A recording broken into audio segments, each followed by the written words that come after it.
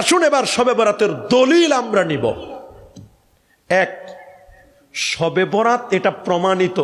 ওরা বলে যদি শবে বরাত প্রমাণিত হয় তো সাহাবীরা কই করলো? তা সাহাবীরা করে নাই।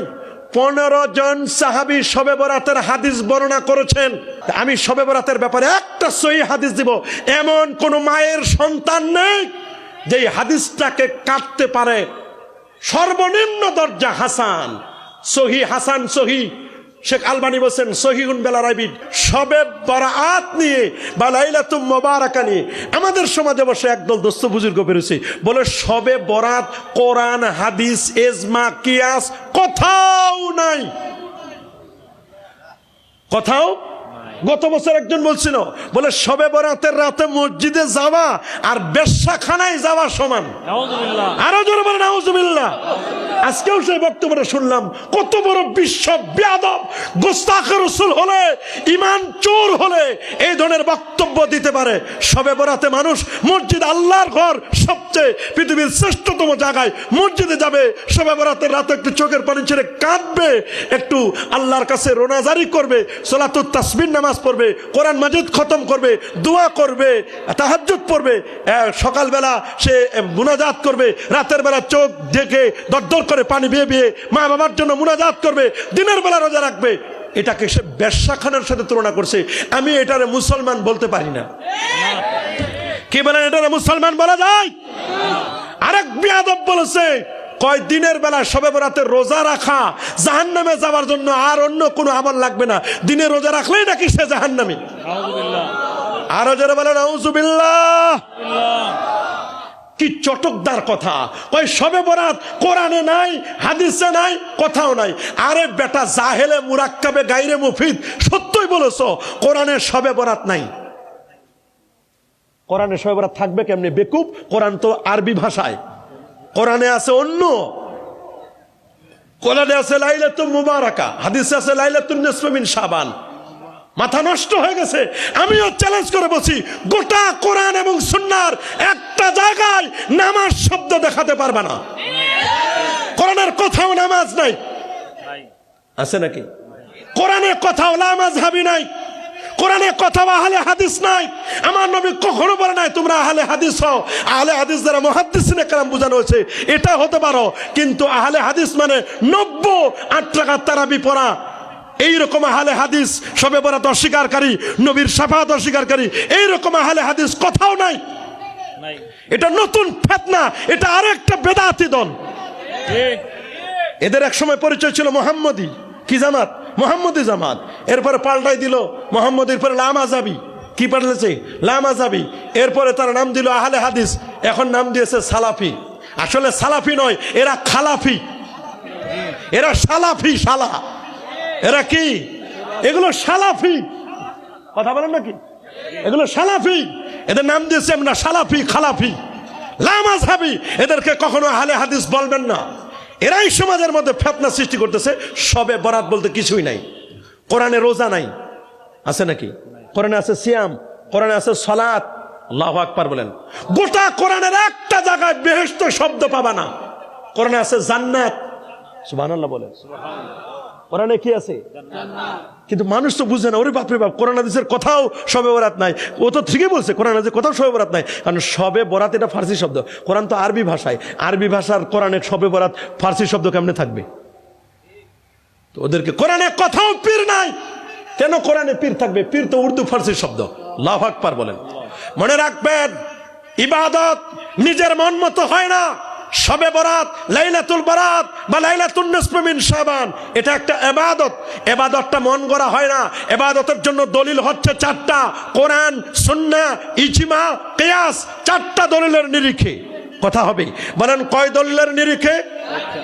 আরো জোরে, সবার মুখে। আমাদের দলিল কয়টা? আমি বলতে চাই, শবে বরাতের ব্যাপারে বাড়াবাড়িও আছে, সারাসারিও আছে। বলেন বাড়াবাড়িও আছে। আমরা কিন্তু মাসলাকে ফুলতলি বলেন মাসলাকে ফুরফুরা বলেন, সারসিনা বলেন, সোনাকান্দা বলেন, হক্কানি ওলিয়া আউলিয়া পীর মাশায়েখগণ, এরা কখনো বাড়াবাড়িতে বিশ্বাসী নয়, সারাসারিতেও বিশ্বাসী নয়। আমরা বাইনাল ইফরাত ওয়া তাফরিদ, আমরা আহলুস সুন্নাহ ওয়াল জামার আকীদা পালন করি। আমরা বাড়াবাড়িতেও নাই, আমরা শিথিলতার মধ্যে নাই। আমরা হচ্ছি খায়রুল উমুর আওসাতুহা, মধ্যমপন্থী আমরা। কথা বলেন, যারা বলেন যুগ যুগ ধরে বংশ পরম্পরায় শতাব্দীর পর শতাব্দী, একবার প্রথম শতাব্দী থেকে নিয়ে 14তম শতাব্দী পর্যন্ত এখন শবে বরাত পালিত আসে। এটাকে নতুন করে ফতোয়া দিয়ে শবে বরাত নাই যারা বলো, তোমাদের জন্য হায়ার ও অ্যান্টিবায়োটিক দলিল আমরা দিচ্ছি তোমাদের জন্য, ইনশাআল্লাহ আজকে দিন। কিছু আছে বাড়াবাড়ি, আর কিছু আছে বাড়াবাড়ি করি। আমাদের মধ্যে কিছু আছে বাড়াবাড়ি। শবে বরাতের দিন সারাদিন গরু জবাই নিয়ে ব্যস্ত, হালুয়া রুটি বানানো নিয়ে ব্যস্ত, পোলাও কোরমা নিয়ে ব্যস্ত, মেহমান দাওয়াত দেওয়া নিয়ে ব্যস্ত থাকে। দিনের বেলা এগুলো চলে, ক্লান্ত হয়ে যায়, দিনের বেলা এগুলো নিয়ে ব্যস্ত থাকে। রাতের বেলা এগুলো খাওয়া বিলি করা এগুলো নিয়ে ব্যস্ত। আবার যুবকরা আতশবাজি করে, পটকাবাজি করে, মোমবাতি নিয়ে এক মসজিদ থেকে আরেক মসজিদে যায়। এই মসজিদে কয়জন লোক আছে, এই মসজিদে কয়জন লোক আছে। এবাদতের নামে ঢং ঢং, এবাদতের কোনো খবর নাই, শুধু ঘোরাফেরা। কথা বলেন, আতশবাজি পটকাবাজি এইগুলো হলো বাড়াবাড়ি। বলেন এগুলো কি? এখন এগুলোর কারণে তুমি শবে বরাতকে নাজায়েজ বলতে পারো না। মাথায় উকুন হয়েছে, আপনার মাথা কেটে ফেলবো না উকুন দূর করব? বলেন না, মাথায় যদি উকুন হয় তাহলে কি উকুন দূর করবো না মাথাটাই কেটে ফেলবো? আমার হাতে একটা ঘা হয়েছে, আমি কি ঘাটা সরাবো নাকি আমি হাত কেটে দিব? ঘাটটা সরাই দিতে হবে, ওষুধ খেতে হবে। এগুলো এরা বুঝে না, কয় শবে বরাতের নামে এগুলো চলে। আরে বাবা, বিবাহ বাড়িতে যদি রং তামাশা একসময় হতো না? কথা বলে না, হয়তো না? রং তামাশা হতো, মাইক না হলে কোনো বিয়ে অনুষ্ঠানে হতো না। মাইক বাজাইতে হবে, রং তামাশা করতে হবে, গীত গাইতে হবে। এগুলো একসময় ছিল না? এগুলো কিন্তু একসময় ছিল। এখনো তো ডিজে পার্টি চলে। এখন এই কারণে কি মূল বিয়েটা নষ্ট হবে? মূল বিয়ের তো দোষ নাই, মূল বিয়ে তো ঠিকই আছে। যেগুলো সমস্যা ওগুলো দূর করেন। কথা বলেন, এটা গেল বাড়াবাড়ি। এখন আছে সারাসারি করেন তারা, যারা বলে শবে বরাতের কোনো অস্তিত্ব নাই। অন্যান্য দিন এশার নামাজের পরে কিছু সময় বসে ওরা ওদের তালিম দেয়, কিন্তু শবে বরাতের রাতে একেবারে প্রথম ওয়াক্তে এশার নামাজ পড়ে একেবারে উপর থেকে নিচ পর্যন্ত 3টা বড় বড় তালা মেরে দিয়ে চলে যায়, আর আসে না। কথা বলেন, অন্যদিন তালা মারে না, কিন্তু শবে বরাতের রাতে তালা মারে। এই যে মানুষদেরকে ইবাদত থেকে মাহরুম করলো, এটার দায় নিবে কে? মনে রাখবেন, এদের অবস্থা হলো এরা মুসলমানের চোখের পানি দেখতে পারে না, ইবাদত বন্দেগী এদের সহ্য হয় না। কথা বলে, ওমান আযলামু মিম্মান মানা মাসাজিদ আল্লাহ। আমার আল্লাহ কোরআনে বলেন, ওই ব্যক্তির চেয়ে সবচেয়ে বড় জালেম কে? কে সবচেয়ে বড় জালেম? যে মানুষদেরকে আল্লাহর ঘর মসজিদে প্রবেশ করতে বাধা দেয়। কথা বলেন, এই জালেমগুলো মসজিদে প্রবেশ করতে বাধা দেয়। আমরা কি মসজিদে গিয়ে ঢোল বাজাই? কি বলেন, ঢোল বাজাই? মারামারি করি, কাটাকাটি করি? হ্যাঁ, ওইখানে আমরা কি করি? মসজিদে গিয়ে মাগরিবের নামাজের পরে আওয়াবিন নামাজ পড়ি, ফরজ নামাজের পরে, এশার নামাজের পরে একটু আলোচনা হয়, আমল নিয়ে আলোচনা হয়, সালাতুত তাসবিহ নামাজটা কেমনে হবে এগুলো নিয়ে একটু আলোচনা হয়। হুজুর একটু বেনামাজিরা মসজিদে ওই সময় আসে, একটু নামাজের তালিমের কথা বলে দেন, ওয়াজ নসিহত করেন, জিকির আজকার করেন, কোরআন মাজিদ খতম করেন, তারপরে সালাতুত তাহাজ্জুদ পড়েন, সালাতুত তাসবিহের নামাজ পড়েন। এই আমলগুলোর মাধ্যমে রাতটা কাটাই দিই। কথা বলেন, ফজরের সময় সবাই মিলে ইস্তেমায় দোয়া করি, এগুলোর মধ্যে কাটাই দিই এবং রাতে সাহারি গ্রহণ করি, এরপর দিনের বেলা আমরা রোজা রাখি। এগুলোর মধ্যে কোনো খারাপ কাজ আছে নাকি? কি বলে আছে নাকি? তো তুমি কেন মসজিদটা বাধা দিলা? এমনও তো আছে বহু মানুষ শবে বরাতের রাতে এসে, অনেক যুবক মদখোর, গাঁজাখোর, ইয়াবাখোর, বাবাখোর, তাস খেলতো, বাজি খেলতো, কত কিছু খারাপ কাজ করতো, পাবজি গেম খেলতো। এই যুবকরা মসজিদে এসে হুজুরের ওয়াজ নসিহত শুনে ওই দিন থেকে লোকটা নামাজি হয়ে যেতে পারে। কি বলেন, পারে না? পারে না? কি বলেন আপনারা, পারে না? আপনি যে মসজিদ থেকে যা বাধা দিলেন, একটা লোক কাঁদতেছে, ওই দেখা দেখি করছিস ওই লোকটা কাঁদতেছে, তা আমার একটু আমার মা বাবার জন্য কাঁদা দরকার। একজনের কান্না দেখে আরেকজন কাঁদে। ও নামাজ পড়তেছে, আমি একটু নামাজ পড়বো। ও কোরআন মাজিদ তেলাওয়াত করতেছে, আমি একটু কোরআন মাজিদ তেলাওয়াত করবো। তো একজনের দেখা দেখি যে আমল করে, প্রতিযোগিতা করে, এটা খারাপ কাজ না ভালো কাজ? এই ভালো কাজগুলো যারা বাধা দেয়, এরা কি আমাদের বন্ধু না শত্রু? এরা ইমানের দুশ্মন, আমলের দুশ্মন। এরা ইমান চোর, আমল চোর। বলেন এরা ইমান চোর, আমল চোর। বলেন কি চোর? ইমান চোর, আর এটা আমল চোর। আসুন এবার শবে বরাতের দলিল আমরা নিব।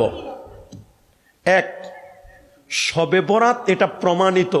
ওরা বলে যদি শবে বরাত প্রমাণিত হয় তো সাহাবীরা কই করলো? তা সাহাবীরা করে নাই। 15 জন সাহাবী শবে বরাতের হাদিস বর্ণনা করেছেন। জোরে বলতে হবে আল্লাহু আকবার। 15 জন সাহাবী হাদিস বর্ণনা করেছেন। কতজন? 15 জন। বলেন না কতজন? 15 জন সাহাবী হাদিস বর্ণনা করেছেন। আপনারা বলেন সাহাবীরা কি হাদিস বর্ণনা করে খান? তো ওরা আমল করে নাই?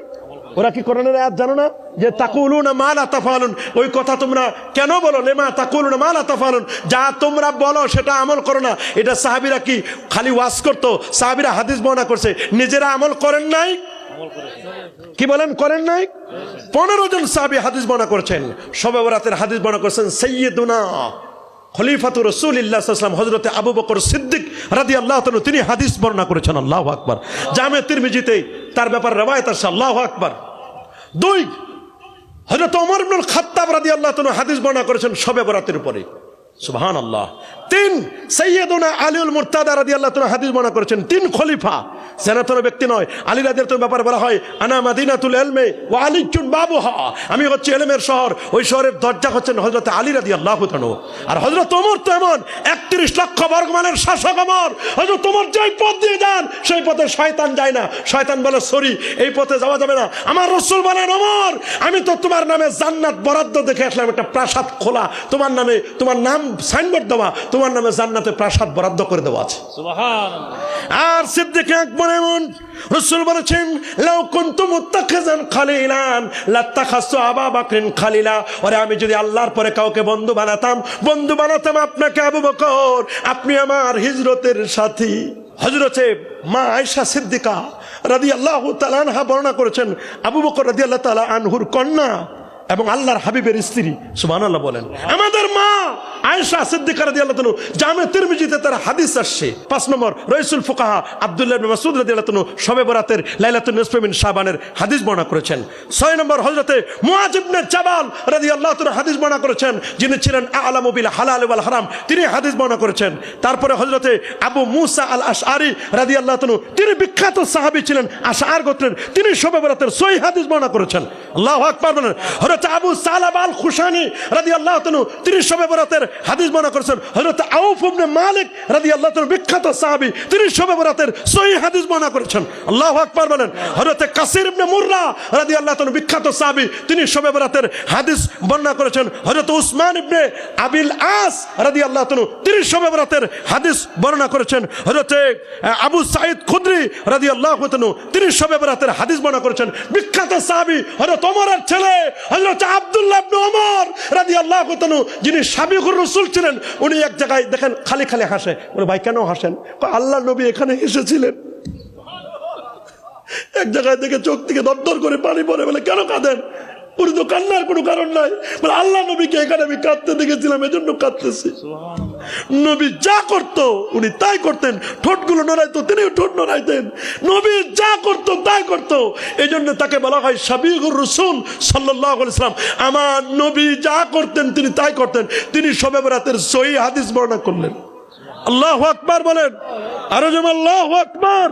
তাহলে শবে বরাতের হাদিস আছে না নাই? বলেন আছে না নাই? বিখ্যাত সাহাবী আবু সাঈদ খুদরি রাদিয়াল্লাহু তাআলা হাদিস তিনি বর্ণনা করেছেন। বিখ্যাত সাহাবী, তার মাজার আমি জিয়ারত করে এসেছি। আবু সাঈদ খুদরি রাদিয়াল্লাহু তাআলা কবরটা সবসময় 10-12 জন পুলিশ ঘিরে রাখে। পুলিশ ঘিরে রাখে, তার কবর জিয়ারত করতে দেয় না। আমরা বহু কষ্ট করে কবর জিয়ারত করেছি আবু সাঈদ খুদরি রাদিয়াল্লাহু তাআলার মাজার। এখন তো মাজারের কথা শুনলে ওদের চোখ উল্টে যায়। বেয়াদবগুলো আমাদেরকে মাজার পূজারি বলে। আপনারা সারসিনা যান, ফুরফুরা যান, আপনারা আল্লামা সাহেব কল্লা ফুলতুল্লাহ রাহমাতুল্লাহ আলাইহির মাজারে যান, কোনো বেদাতি ভণ্ডামি নাই। কথা বলেন। আমরা কি মাজার পূজা করি? মাজার হবে জিয়ারত। বলেন মাজার হবে। আমার রাসূল শবে বরাতের রাতে মাজার গিয়েছিলেন, জান্নাতুল বাকি আল গারকাত, 10,500 সাহাবীর মাজার, যেখানে জান্নাতুল বাকিতে নবী শবে বরাতের রাতে গিয়েছিলেন। দলিল আসতেছে সামনে, জামে তিরমিজি প্রথম খণ্ডে 156 পৃষ্ঠা। মা আয়েশা বলেন ফাকাতু রাসূলুল্লাহ সাল্লাল্লাহু আলাইহি ওয়াসাল্লাম লাইলাতান, আমি এক রাতে আমার প্রাণের স্বামীকে হারিয়ে ফেললাম। আমি বেকার, আর খুঁজতে খুঁজতে খুঁজতে খুঁজতে কোথায় যাব? স্ত্রীদের ঘরে গেলাম, নাই। আমি চিন্তা করছি রাসূলুল্লাহ লাস্ট একটা ঠিকানা আছে, সেটা হলো জান্নাতুল বাকি আল গারকাত। নবীকে কোথাও পাওয়া না গেলে জান্নাতুল বাকিতে নবীকে পাওয়া যাবে। মা আয়েশা বলেন, আমি মেয়ে মানুষ, একাই কেমনে যাব? রাতের বেলায় ভয় লাগতেছে আমাকে। শেষ পর্যন্ত যেতে যেতে যেতে যেতে যেতে যেতে দেখলাম জান্নাতুল বাকিতে নবীজি অঝর নয়নে তার চাচি আম্মার কবরের পাশে দাঁড়াইয়া দাঁড়াইয়া কান্দে, বুক ভিজিয়ে ফেলতেছেন। আমি রাসূলুল্লাহকে দেখে দৌড়ে চলে আসলাম, এসে কম্বলের ভিতরে ঢুকলাম। কম্বলের ভিতরে আমি ঢুকছি। কম্বলের ভিতরে ঢুকে আমি হাঁপাচ্ছি যে দৌড়ে আসি। কিছুক্ষণ পরে নবীজি আসলেন, এসে বলেন, আয়েশা কেন হাঁপাচ্ছ? আতাখাফিনা, তুমি কি আশঙ্কা করেছিলে যে আইয়াহিফাল্লাহু আলাইকা ওয়া রাসূলু, আল্লাহ এবং আল্লাহর রাসূল তোমার প্রতি জুলুম করবে? কয় না হুজুর, আমি এটা মনে করি নাই। আমি মনে করছি ইন্নাকা আতাইতা বাজা নিসাইক, আপনি মনে হয় অন্য কোনো স্ত্রীর ঘরে গেছেন, আমার কোনো কষ্টে পাইলেন কিনা, আমার কোনো কথায় আপনি মনে হয় অন্য কোনো স্ত্রীর ঘরে গিয়েছেন। রাসূল বলেন, আয়েশা তোমাকে আমি ভুলতে পারি না, আমি খাদিজাকে যেমন ভুলতে পারি না, আয়েশা রে তোমাকে আমি কখনো ভুলতে পারি না, আয়েশা কখনো ভুলতে পারি না। আল্লাহু আকবার। আয়েশা জানো আজকে কেন কাঁদতেছি বলে না?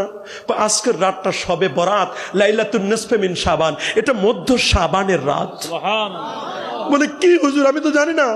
এই রাতে আল্লাহ তাআলা রহমত বরকতের খাজিনা নিয়ে হাজির হন। আল্লাহ তাআলা ডাকতে থাকেন তার গুনাহগার বান্দাদেরকে, আলা মিন মুস্তাগফিরিন, কে আছো ক্ষমা প্রার্থনাকারী, আমার কাছে বলো, আমি তোমার জীবনের গুনাহ মাফ করে দিব। সুবহানাল্লাহ। আলা মিন মুস্তারজিকিন, কে আছো রিজিক তালাশকারী, বলো, ফারজুকাহু, আমি তোমার রিজিক দিব, আমি তার রিজিক দেব।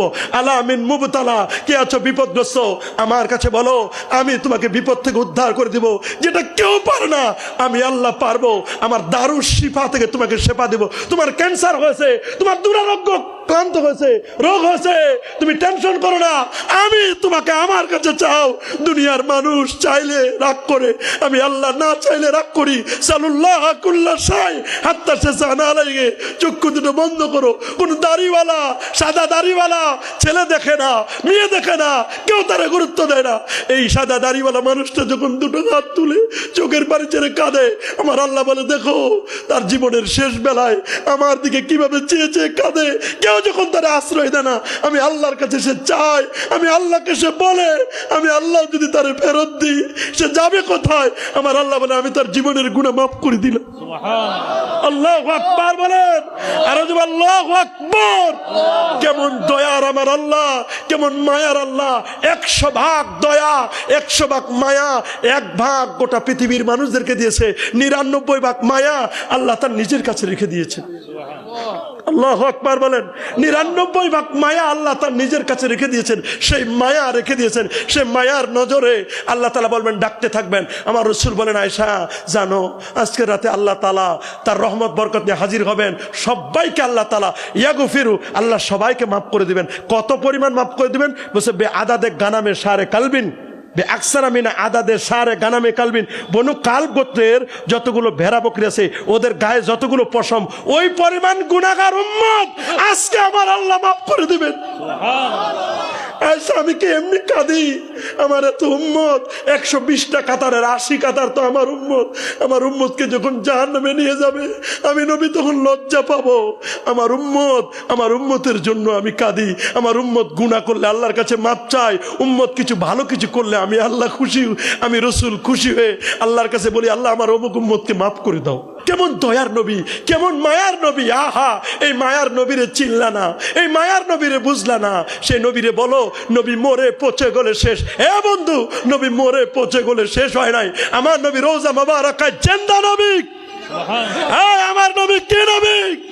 রাসূল বলেন, মা মিন আবদিন ইসাল্লিমু আলাইয়া ইল্লা রাদ্দাল্লাহু আলাইয়া রূহি হাত্তা রুদ্দা আলাইহিস সালাম।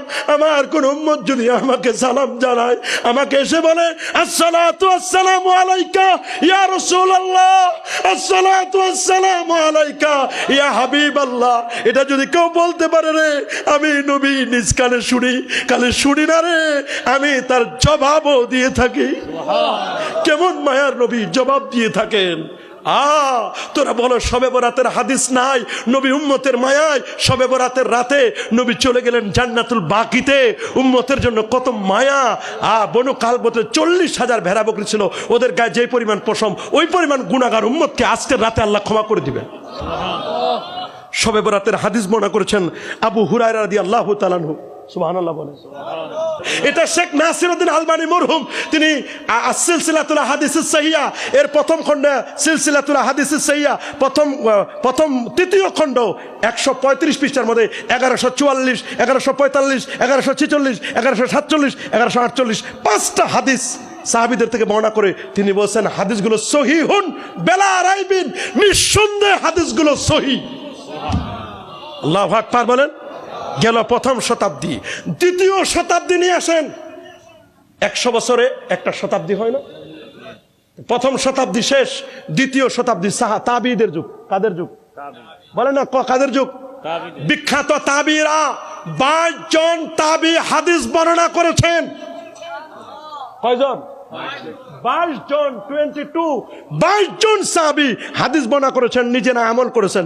তাবিরা যদি আমল করতে পারে, সাহাবীদের যুগ পেলাম, তাবিদের যুগ পেলাম। হযরত কাসির ইবনে মুররা, আতা ইবনে ইয়াসার, মাকহুল শামী, আবু রোম যিনি আবু সাইদ খুদরির ছাত্র ছিলেন, তারপর মালিক ইবনে ইউখামির, মুহাজির ইবনে হাবিব, মুহাম্মদ ইবনে আবি বকর, উরওয়া ইবনে সুবাইর, আবু আব্দুর রহমান হুবালি, হাসান ইবনে বসরি, হাসান বসরি যিনি আব্দুর রহমান, মুআবিয়া ইবনে আব্দুল্লাহ, আব্দুর রহমান ইবনে বাইলুমানি, ইসহাক ইবনে রাহুয়াই, ইমামে আউসাই, ইয়াহইয়া ইবনে আবি কাসির, ইমামে জুহুরি, হযরত মুগীরা এবং হযরত ইকরিমা, এরা হাদিস বর্ণনা করেছেন।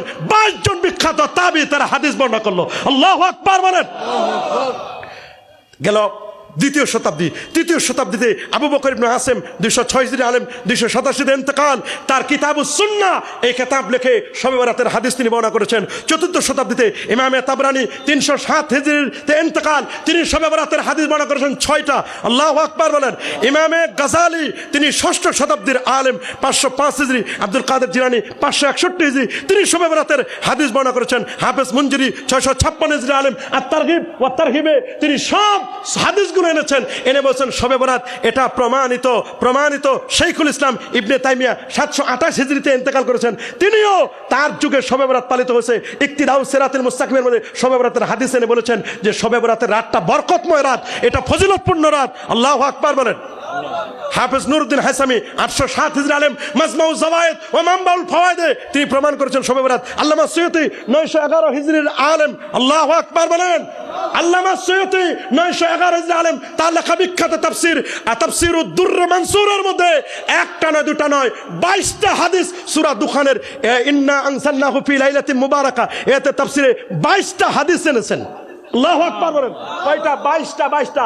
এত বড় পণ্ডিত 75 বার যিনি জাগ্রত অবস্থায় আমার রাসূলুল্লাহকে জিয়ারত পেয়েছিলেন। সুবহান। 27 কদমে মিশর থেকে রওজা মুবারাকায় গিয়েছিলেন যিনি এত বড় পণ্ডিত ছিলেন। তাফসীরে জালালাইনের লেখক, আল হাবিউল ফতোয়া লেখক, 1,500 কিতাব লিখেছেন। আল্লামা জালালউদ্দিন সুয়ুতী 9ম শতাব্দীর মুজাদ্দিদ ছিলেন। বাবা ইমামে হাসকাফি শরম্বুল আলী মারাকিল ফালা 1069 হিজরিতে ইন্তেকাল, সেই যুগেও শবে বরাত পালিত হয়েছে। তারপরে আপনার 11 শতাব্দীতে হয়েছে। 12 শতাব্দীতে আল্লামা এই আওরঙ্গজেব রহমতুল্লাহ আলাইহ, যাকে জিন্নাপীর বলা হতো, তিনি 700 আলেম নিয়ে ফাতোয়া আলমগীরি লেখে তিনি শবে বরাতকে প্রমাণ করেছেন। ইমাম ইবনে আবিদিন শামী 1252 হিজরিতে ইন্তেকাল, উনি ফতোয়ায়ে শামী লেখে শবে বরাতের রাতে ইবাদত বندگی তিনি প্রমাণ করেছেন। আহমদ শফি সাহেব বলেন, শেখ আলবানী 1420, এরকম সব হিজরিতে ফুরফুরা, সরসিনা, আল্লামা সাহেব কাবলা ফুলতুলি রহমতুল্লাহ আলাইহ, আল্লামা বিস্কুট সাহেব কাবলা রহমতুল্লাহ আলাইহ, শাইখুল হাদিস আল্লামা হাবিবুর রহমান রহমতুল্লাহ আলাইহ, যুগ শ্রেষ্ঠ একজন বড় মাপের মুহাদ্দিসদের একজন অন্যতম। তিনি শবে বরাতের ফজিলত আমরা নিজ কানে ওনার বক্তব্য শুনেছি। উনি অনেকগুলো হাদিস দলিল দিয়ে শবে বরাতের পক্ষে তিনি বইও লিখেছেন, তিনি রিসালা লিখেছেন, তিনি কথা বলেছেন। আল্লাহু আকবার বলেন। তাহলে শবে বরাত আছে না নাই? যারা বলেন শবে বরাত আমরা পালন করব কি করব না? শবে বরাত নাই কি বলেন নাই? আমি শবে বরাতের ব্যাপারে একটা সহিহ হাদিস দিব। এমন কোন মায়ের সন্তান নেই যে হাদিসটাকে কাটতে পারে। সর্বনিম্ন দরজা হাসান, সহি, হাসান সহি। শেখ আলবানী বলছেন সহিহুন বেলা রাইবিন, একটা হাদিস, যে হাদিসটি ইমাম তাবরানী সুলাইমান ইবনে আহমদ 360 হিজরি আলেম, আল মুজামুল কবির, মাকতাবাতুল উলুম ওয়াল হিকাম 15তম খণ্ডের 21তম পৃষ্ঠার 16,639 নম্বর হাদিস, 16,639 নম্বর হাদিসে স্পষ্ট করে লেখা। আল্লাহু আকবার বলেন। এবং ইমাম ইবনু হিব্বান, মুহাম্মদ ইবনু হিব্বান 354 হিজরি আলেম, তিনি as-সহিহ ইবনে হিব্বানের বৈরুতের সাপ মুআসসাসাতুর রিসালা প্রকাশকাল 1414 হিজরি, তিনি একেবারে 13তম খণ্ডের 355তম পৃষ্ঠার 1980 নম্বর হাদিস, 1980 নম্বর হাদিসে সহিহ হাদিস কোট করেছেন। আন মুআয ইবনে জাবালিন রাদিয়াল্লাহু তাআলা আনহু আনিন নবী সাল্লাল্লাহু আলাইহি ওয়াসাল্লাম قال يطلع الله عز وجل على خلقه ليلة النصف من شعبان فيغفر لجميع خلقه إلا لمشرك أو مشاهد। আল্লাহু আকবার। আল্লাহ তাআলা এই রাতে বান্দাদের প্রতি স্পেশাল নজর দেন। সবাইকে শবে বরাতের রাতে আল্লাহ মাফ করে দেন, আল্লাহ ক্ষমা করে দেন। মাফ করেন না হিংসুককে, আর মাফ করেন না মুশরিক যারা শিরক করে। আমরা কি কেউ শিরক করব? যারা বলেন না ইন্নাশ শিরকা লা যুলমুন আযীম, শিরক মস্ত বড় অপরাধ। শিরক করবেন না, জুলুম করবেন না। আকুল ওয়ালিদাইন, মা বাবাকে যারা কষ্ট দেয় আল্লাহ শবে বরাতের রাতে তাদেরকে মাফ করেন না। আমরা মা বাবার কষ্ট দিব? মুদমিনুল খামরে, যারা মদ্যপায়ী তাদেরকেও কিন্তু আল্লাহ তাআলা ক্ষমা করবেন না। সুদখোরকে আল্লাহ ক্ষমা করবেন না, ঘুষখোরকে আল্লাহ তাআলা ক্ষমা করবেন না, অবৈধ জালেমদেরকে আল্লাহ তাআলা ক্ষমা করবেন না, এদেরকে কিন্তু আল্লাহ তাআলা ক্ষমা করবেন না। মদখোরকে ক্ষমা করবেন না। এগুলো আমাদেরকে বাদ দিতে হবে। রাজি আমরা? কি সবাই রাজি? এই হাদিসটি সহিহ হাদিস। আল্লাহু আকবার বলেন। একটা আমলের জন্য সহিহ হাদিস একটার বেশি নয়, তবে আমাদের কাছে 23টা হাদিস আছে দলিল। কয়টা? সবাই বলেন কয়টা? 23টি হাদিস দলিল আছে শবে বরাতের ব্যাপারে। কেউ যদি ভেজাল করে আপনাদের সমাজে, আমাদের সাথে যোগাযোগ করে ধরাই দিবেন। এই নাও দলিল, যদি লাগে তুমি নাও।